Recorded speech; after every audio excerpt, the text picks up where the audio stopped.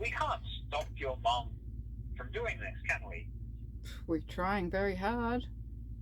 Yeah, I mean, you can put in as many boundaries as you can, Yeah. right? Which Yeah. I think is what you're doing. Yeah. And, you know, at the end of the day, you hope that those boundaries are respected. Yeah. Yeah.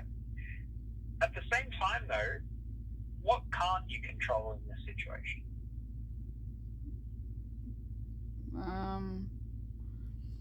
Well, I mean, I can't control her behaviour, that's for sure.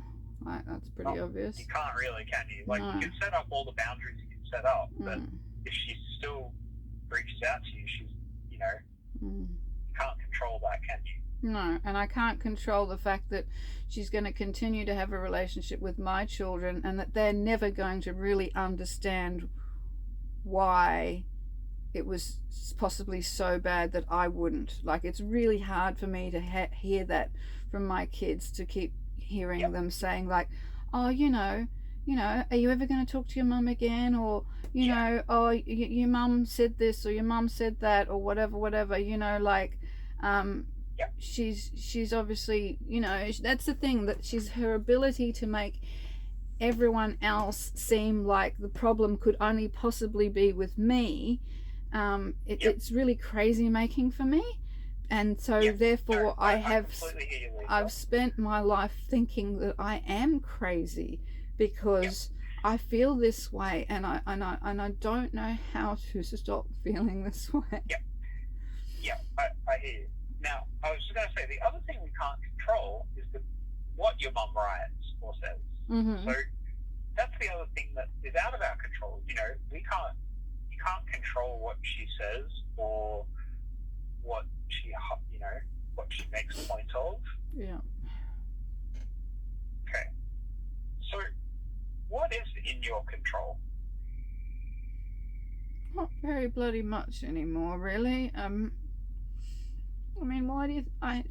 it's hiding, withdrawing from the world more and more and more. Like, that's how I control it. That's, you know, I mean, when I was younger, I stopped eating and I got anorexia because that was how I controlled something. And then eventually it's been about trying to prove my worth and successful terms despite being told otherwise. You know, I tried that approach. That didn't really work. And so now my approach is just stop, like, just hide, you know. It's just try and hide away as much as possible. Like, my automatic instinct right now, I'm sitting here doing this house sit, farm sit, I want to leave.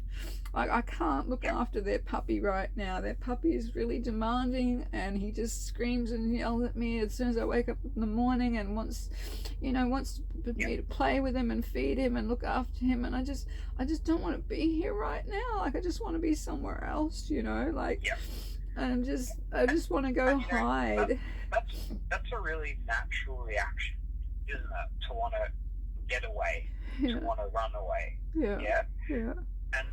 And you know, when people feel really vulnerable or threatened by something, that's often a natural response to want to get away from the situation. There's this instinct to go, isn't there? Yeah. Now, Lisa, I want to point out to you, and I'm hearing what you're saying, that you don't feel like there's much you are in control of. Yeah? Yeah. And, you know, I guess I'm wondering, you know, hearing about a little bit last time and today also what you've been through when you were younger, if there were actually a lot of things that you that you couldn't control. Yeah. One of the parts of this I'm feeling, and please tell me if you feel I'm off, is actually learning that there are things in this interaction that you can control, that you are in control of. And you know how you said don't let someone rent a room in your head? Live rent free in your head. For clarifying that. Live rent free in your head. Well, you're the one that determines the rent. Mm-hmm. So what do I mean by that? Well, what can we control? Well, we can control, or we can take steps as best we can to work out how we want to respond. That's one thing we can control, isn't it? We can't control what your mum might do or say, but we can figure out I can't. I mean, that's my problem. If that were the case, then we wouldn't be here talking to each other. I wouldn't be seeking psychological help if I really thought that there was a way that I could stop feeling the way I feel when things like this happen. So like, I don't know how. I didn't say stop feeling the way you feel, but we can think about how we respond. Does that make sense? It's a little bit different. I don't respond. I didn't respond at all, and that's how I always cope. I just don't respond to any of them. Like, I just leave them hanging there. Like, I did it with my sister, I did it with my mum, I did it with my dad. It's just not worth engaging these people. It's not worth it. You know, I don't respond, but it doesn't stop me feeling like I wish I was dead inside. Like, I don't want to be this person that just has these feelings. I don't like it. I don't like it at all. You know, I feel worthless. I just feel like I'm not a nice person because I'm going to start doubting myself again. That's the problem. I start thinking, well, what is wrong with you? Why can't you just accept it? Like, even my daughter today was like going, Mom, you know, don't you believe that, you know, everybody deserves forgiveness? And I said, yeah, there's difference. I said, I did that. I've done the forgiveness thing. I forgive and let you go. Yeah, you fucked up. You probably got your own trauma. Go work on it. Do whatever. Just out of my life. Forgive you. You're gone. But if you consistently transgress me beyond the point of forgiveness, it's getting really challenging for me now to start saying I forgive you over and over and over again, you know? I just want to let go, and I really feel like that's never going to happen till the day she dies. Like, I want her gone, you know? I said to my dad, you know, my dad, he's useless, he's hopeless, he doesn't want anything to do with me at all. And my mum was like, oh, I don't understand why you spit so much venom at me. That's her favourite phrase. Apparently I spit venom at her. You spit so much venom at me, but look at your father. I mean, he wasn't even there, you know, he wasn't even there. And I'm like, yeah, he wasn't there, you're right. So the damage he inflicted was way less.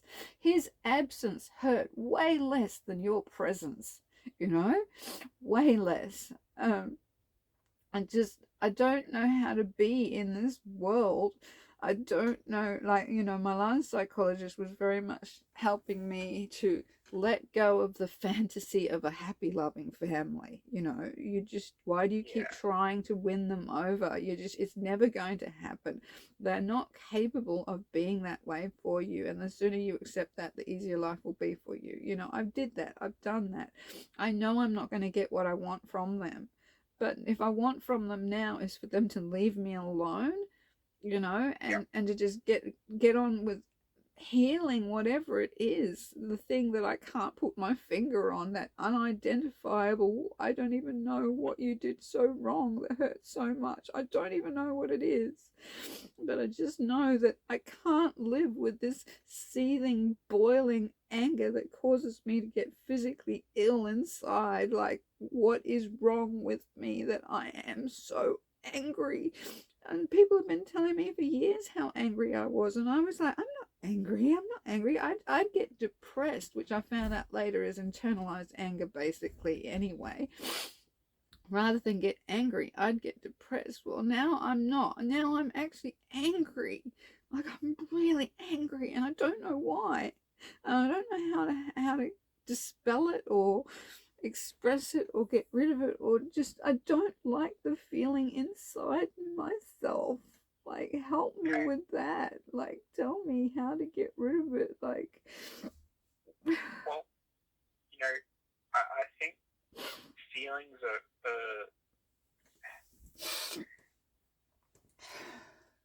put it simply, how easy is it to get rid of a feeling? I don't know. Well, I know I feel lots of different ways all the time.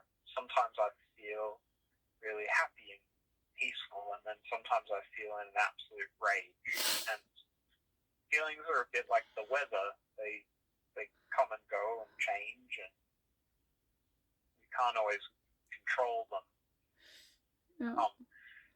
And you know, they have an impact on us, and they have an impact on our behavior. They have an impact on how we think. And it's this kind of ever-changing weather. And I don't think we can necessarily stop feelings or get rid of feelings.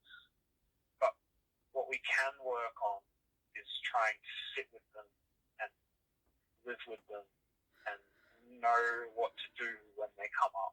Yeah. If that makes sense. Yeah. So we're not going to necessarily get rid of your feeling. If I'm here telling you, if I was here telling you, oh yeah, we'll get to a point where your anger will stop, I'd be lying to you. Yeah. So that would be unfair of me to say that. I think, anger is a normal emotion that everyone feels. And I can see that with your mom, that you're not just feeling angry about yesterday or the day before. You're actually feeling angry about everything that happened. Yeah. So when your mom reaches out to you, it's like all this anger from all these different situations comes up, not just this most recent. Does that make sense? Yeah. And that's what's really triggering. And like I said, what we have to learn to do is figure out how we react when that happens within ourselves. So I know that's giving you a very general answer, Lisa, and I don't want to do that. I want to give you some specific, more practical stuff.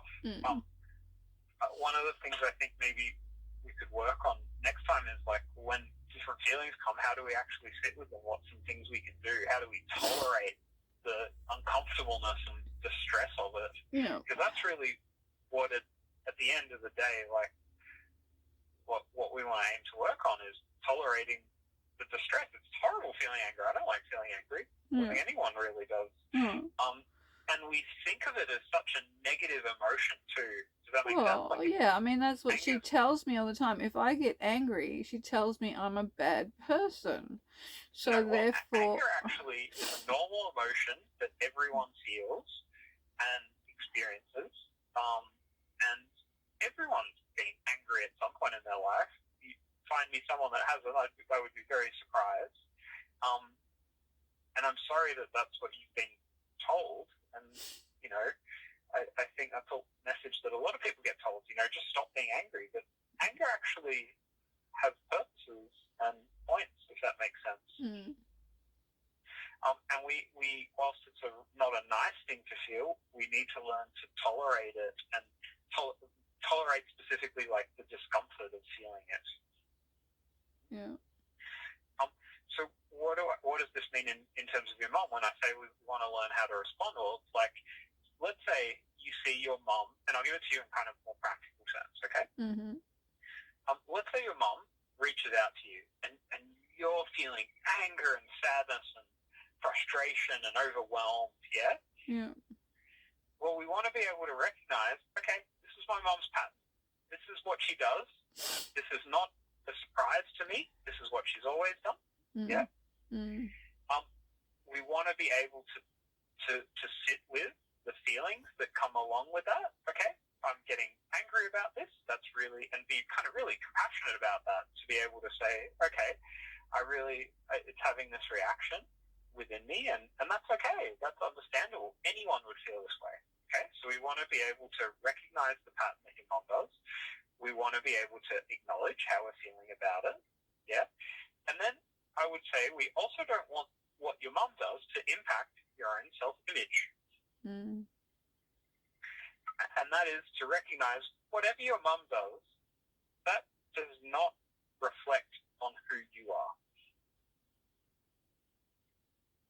Yeah, it's pretty tough. I know one of the things that we outlined as a goal was to improve your sense of self-worth. Yeah. And I'm kind of hearing that with your mum reaching out, it brings into your mind a lot of thoughts and doubt and worry about who you are.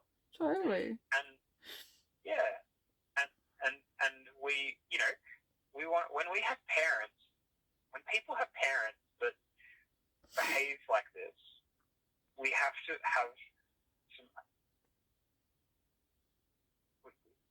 to be able to step back from it and go, well, just because my parent does this doesn't mean that I'm like this.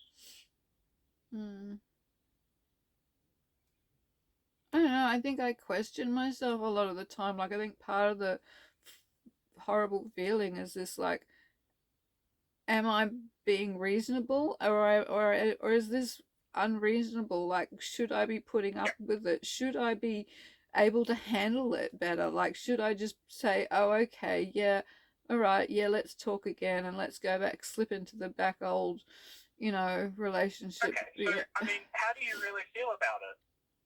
Is that what you wanted? No, not at all. I kind of, I trust my physical response more than my emotional response these days now, because I know that emotionally, yes, I have done that in the past. Like, it's usually me been the one reaching out first and apologizing. Like, it usually helps if I come and say, I'm sorry, this, that, and the other, I miss you, can we go back to the way things are, and blah, blah, blah, until it comes up again, and it will continually happen again and again. So, And again, we want to become, like, really aware of the pattern. it's just the guilt. I feel guilty, Yeah, I hear you. And again, I'd come back and point out that what your mum wrote had a lot of emotionality in it. Yeah. Does that make sense? Yeah, I guess so.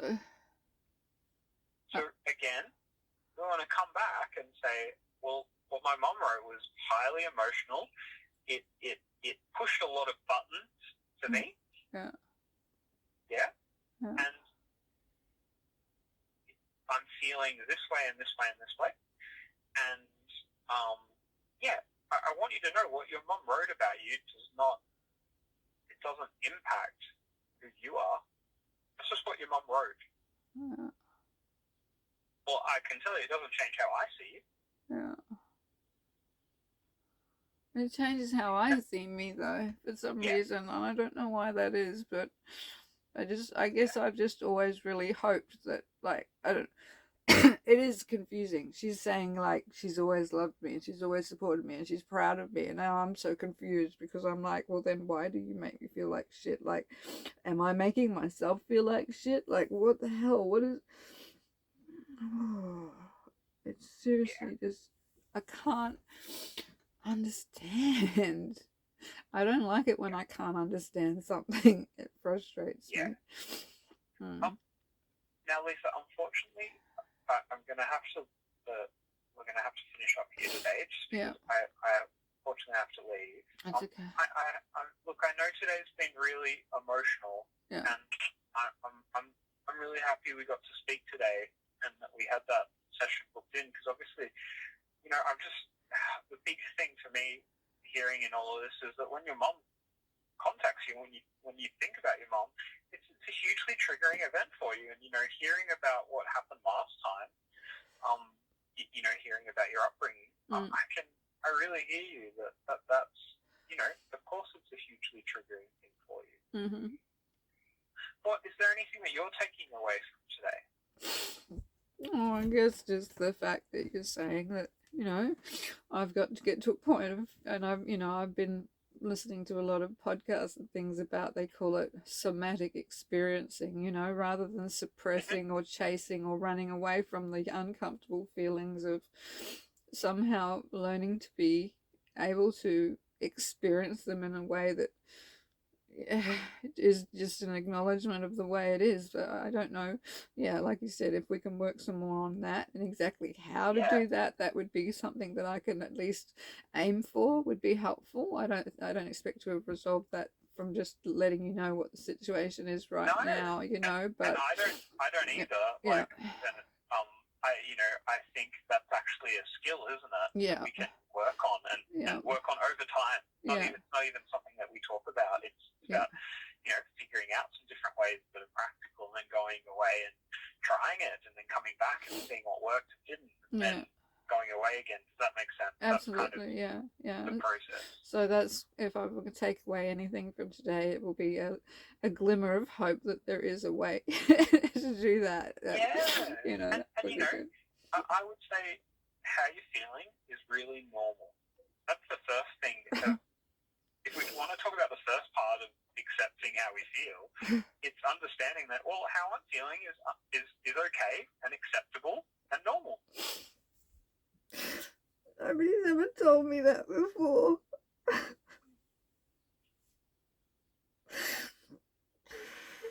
big to hear, isn't it? That it's okay to feel anger, and it's okay to feel guilt, and it's okay to feel everything that we feel. Yeah. Now, Lisa, are you okay in finishing up today? Yeah, I'm okay. Yeah. You know. So we have another session booked. It's for face-to-face, which is actually next week on Thursday at 1 o'clock. Assuming we're not all locked down still or whatever. Correct. So if we're still in lockdown, it would likely be changed back to a telephone. So we'll just obviously stay in touch if there's any extensions of lockdown prior to that time. Okay? Okay, sounds good. Thank you. Lisa, just the last thing I'd say to you is make sure you take some time for yourself. You know, this afternoon, tomorrow, and the next couple of days. Yeah. Just do some things for you that are calming, that are fun, peaceful. Yeah. Play my saxophone. Perfect. You know, if that's what helps you, go and play and do what you need to do. It's the only thing that gets me out of my head sometimes. So yeah. Perfect. No, look, we all need stuff like that, and you know, getting out of your head and you know, being able to tolerate that kind of stress, if it helps you, then that's good. All right, Lisa. Well, I'm going to go now. Take care. If you need anything between now and then, please feel free to reach out to me as well, okay? I will. Okay, thank you. Okay, take care, okay? Okay, bye.